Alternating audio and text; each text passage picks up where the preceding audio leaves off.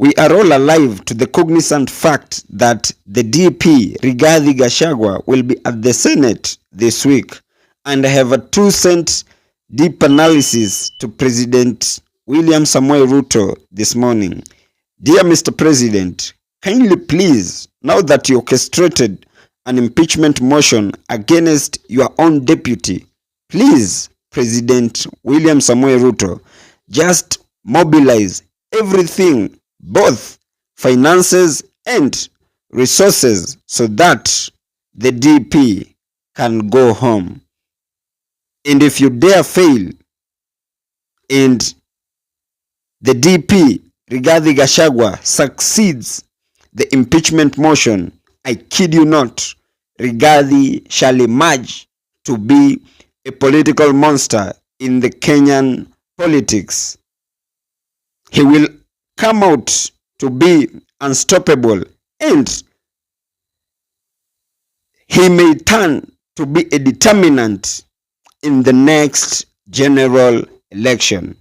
Remember, Rigathi has emerged to be a very bright student from President Ruto's political games of sympathy. We are all alive to the fact that he, the deputy president, is very good at cultivating emotions. We all saw him cultivating emotions in his media briefing, playing sympathetic politics, and of course, Kenyans fell for his games. Currently, a vast majority of Kenyans are fully against his impeachment motion, or are fully against he being impeached. And I did say that a vast majority of Kenyans, I was not very categorical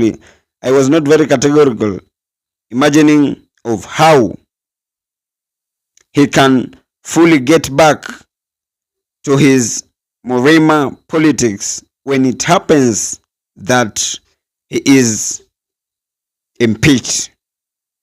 I'm also imagining of how the DP Rigathi Gachagua shall now have just one task in his entire life, a task of working tooth and nail, day and night, tirelessly in a bid to send President William Samoei Ruto home.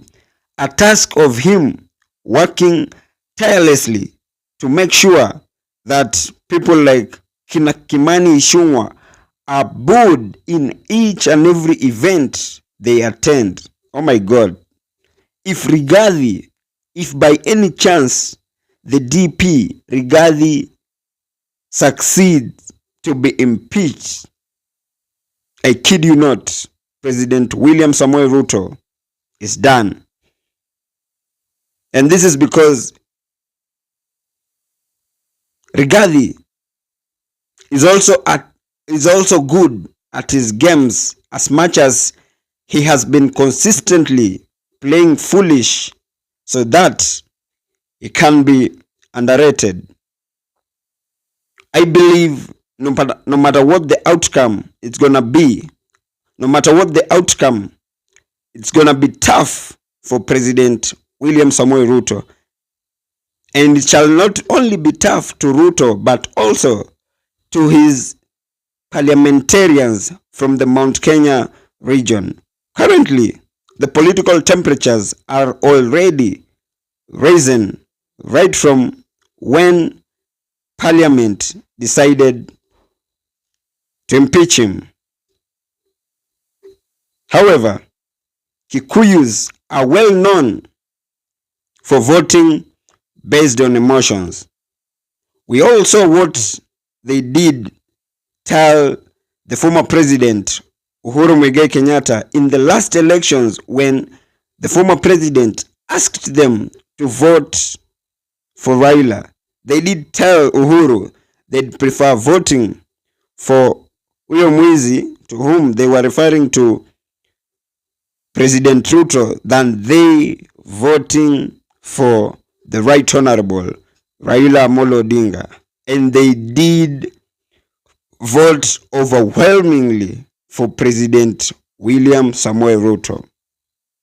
And same emotions are now being cultivated by the Deputy President Rigathi Gachagua. Then imagine he is impeached and he is given the remaining 3 years of preaching the gospel of anti-Ruto. You can guess how good he is going to do that job.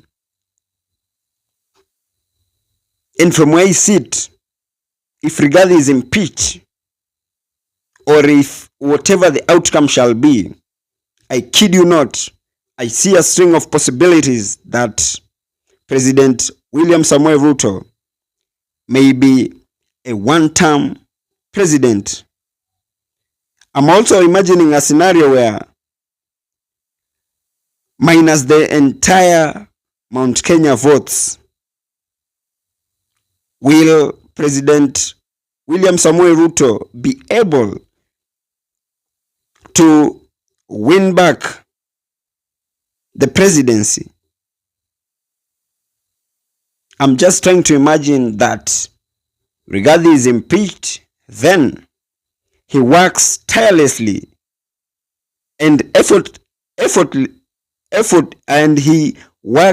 he pumps full effort in preaching anti-Ruto policies right from his own backyard. Let us not try to imagine that he forms some coalition with other leaders out of Mount Kenya. He preaches anti-Ruto policies in Mount Kenya, and he imagines that he is the kingpin of the Mount Kenya region. Will President William Samuel Ruto be able to win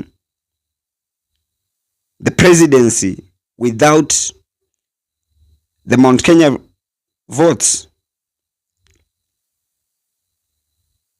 Because from where I sit, I strongly believe it shall be next to impossible for him to be re-elected without parts or without some of the Mount Kenya votes. But from where I sit, for now, it remains a wait and see situation. Let us wait and see how if Senate is going to uphold Rigathi's impeachment. But from where I sit, that has just been my opinion. If you do have a contrary opinion to mine, you can as well. Feel free to drop them in the comment section and I'll give them a right of reply. Thank you, and may God bless you.